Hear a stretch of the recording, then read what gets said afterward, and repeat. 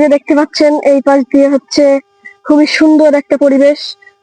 সূর্য আছে, সূর্য হচ্ছে ডুবে নাই, ডুববে আর একটুক্ষণ পর সূর্য পুরো কুসুমের মতো হয়ে যাবে, সেই টাইমে দেখতে দেখতে আরো সুন্দর লাগে।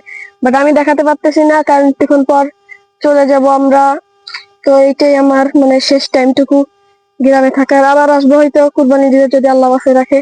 তো দেখতে পাচ্ছেন কি দারুণ প্রকৃতি।